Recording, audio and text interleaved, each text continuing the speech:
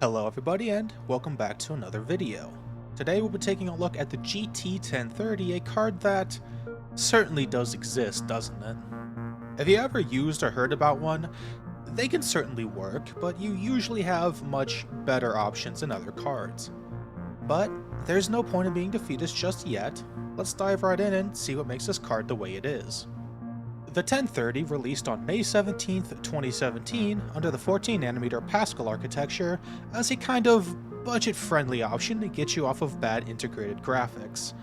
This is also the only non-mobile Pascal unit, besides the GT-1010, that doesn't have NVIC included on it, so if you wanted to use this for like a streaming-only PC, you're gonna have to look elsewhere. Going into the specs, we're starting off pretty decent here with a 1228 MHz on the base clock, which will boost up to 1468. Things start to break down, however, as we look at the 2GB of GDDR5 VRAM, running on a paltry 64-bit memory bus. This alone should tell you that we're definitely going to be struggling a bit, even if the memory is clocked at 1502 at base and will boost up to 3004. At least it's not the DDR4 version. Those do exist, so be careful if you're looking for a 1030. On the plus side, however, we do have DVI dual link and HDMI as outputs, which isn't a lot, but good for those just needing a display adapter, especially with it only pulling 30 watts under full load, allowing it to fit into a large variety of builds, especially ones like office PC builds that need low-profile GPUs.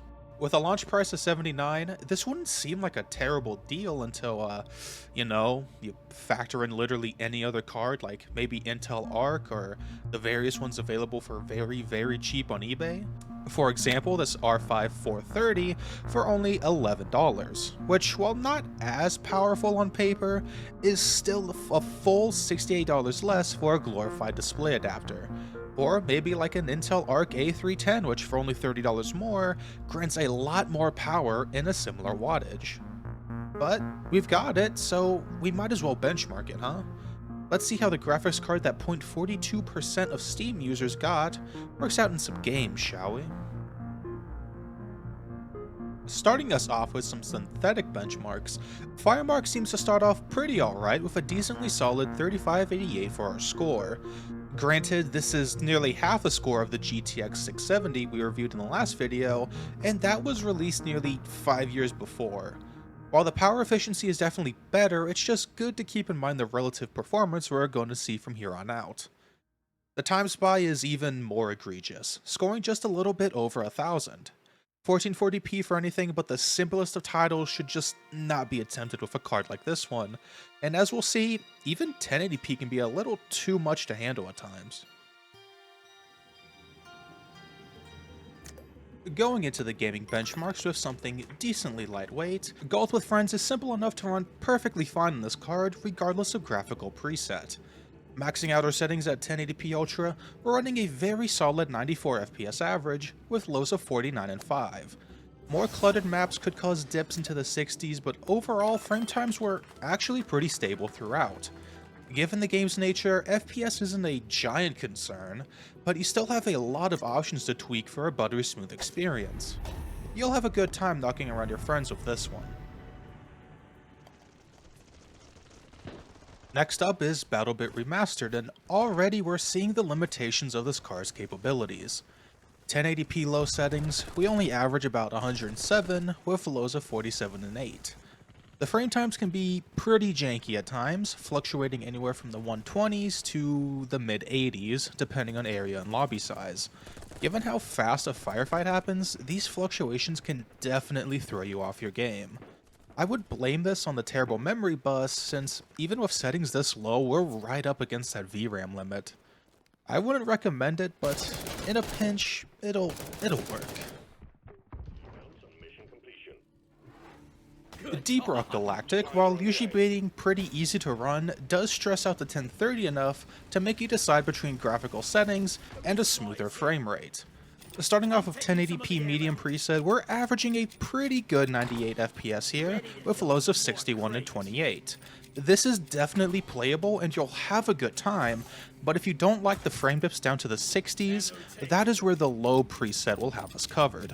Low outright doubles our frame rate, boosting our averages in 1% to 204 and 123 respectively.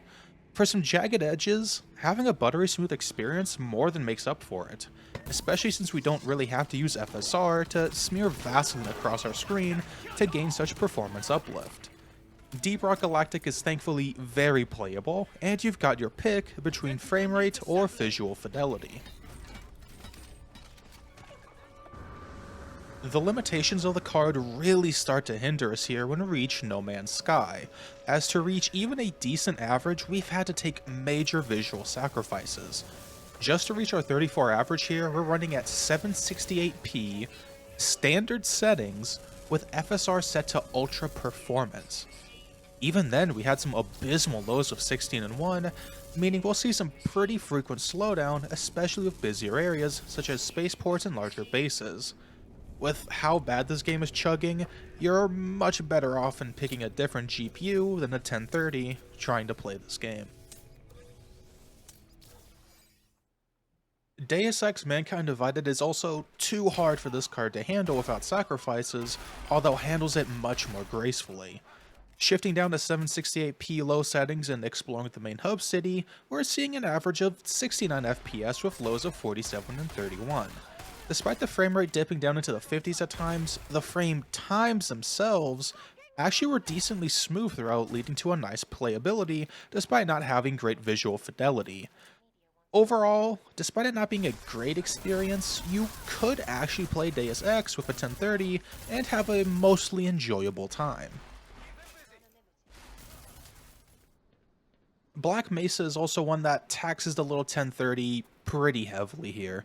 Dropping all the way down to 1080p potato settings, yeah, that's an actual preset here, we've got an okay looking average here at 76 FPS.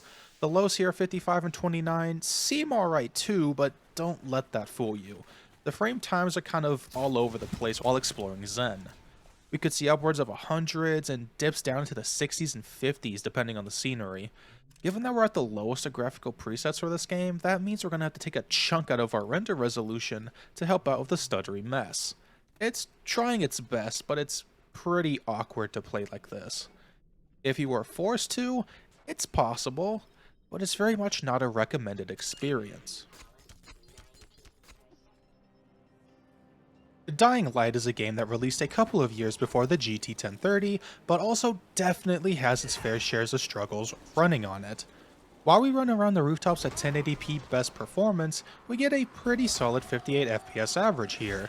Although, as our point lows here show, any moderately intensive scene will cause frame drops into the mid-30s. It's still very much playable, but those frame times can definitely feel pretty jarring, especially with a high-speed game such as this one. A small resolution drop should help out a bit if you want to tighten up those frames just a tiny bit. Esports titles have an okay showing here, with Counterstrike 2 having a decent but not very competitive frame rate. Running on low settings and balanced FSR, we're hitting a 96 average here with lows of 73 and 56. It's overall a pretty solid experience, but for a game where every frame matters, this is more for the casual player than an esports legend. Dropping down to lower FSR settings also didn't really change the average here in any noticeable way, so this is about as good as it's gonna get. Not a terrible experience by any means, just not for your average competitive gamer. Just your average deathmatch one. Fortnite, although given some decently low render settings, can actually run pretty decently on this card, more than likely aided by modern driver support, but I digress. Running at 1080p performance with a 75% resolution scale, we're doing alright here with a 157 average with lows of 65 and 1. The frame times can be a bit all over the place depending on what's going on, but it is indeed pretty playable. I wouldn't absolutely recommend it, as the rogue frame spike could be a reason for your untimely demise, and the visual quality is pretty booty cheeks, but you could get away with some casual gaming if you wanted to. This one was just more of a curiosity at first, but it was actually kind of interesting to see how far we had to go to get a decent frame rate. The low preset already sets the resolution scale to 24% and then add on FSR balance scaling, and SCP-5K is reduced to a pixelated sludge. Despite this boosting is up to an 104 FPS average, the point lows of 32 and 19 mean the frame times are wildly inconsistent. Even if it was a smooth experience, the visual fidelity is just way too low to even justify it. And let me tell you, seeing the mess it made the text look was honestly pretty funny. I had to be 3 inches away just to read it. You can do it if you want to, but it's not a good experience. Just skip it. You know, I should have expected as much of Powell being as unoptimized as it is, but I didn't think it'd be quite as unplayable as it was. 1080p with the settings as low as they could go only scored us a measly 27 FPS average with dismal lows of 16 and 2. This wouldn't be at just a giant home base, but basically anywhere we traveled. Our only recourse would be to drop the render resolution, which, unfortunately, has the case of us needing to play in windowed mode. If you're able to put up with that kind of thing, it's doable, but otherwise, just skip it outright. The Subnautica is thankfully running pretty decently overall here. Running at a 1080p low settings, we're sitting at a comfortable 77 FPS average here, with pretty good lows of 52 and 44. While you could occasionally see dips into the 50s depending on how cluttered the scene was, the frame times overall were very stable. You might run into a few issues in the late game with like massive base building or Leviathan hunting, but overall you should actually get pretty good amount of hours from Subnautica with a card like this without having to drop the render resolution. Emulation always did have a pretty good showing even for lower end cards like this one, as PCXX2 ran very well even with some decently high settings. 1440p ran at 60 FPS smoothly enough, although there was a bit of slowdown during heavy special effect usage, which is reflected in our percent lows with Budokai Tenkaichi 3. I would say 1440p is the absolute maximum you should push with a card like this one resolution-wise, although for stability's sake, I think 1080p is probably the best choice to go for so far. Overall, I can't say that it's a terrible card, as there is legitimate use for the 1030.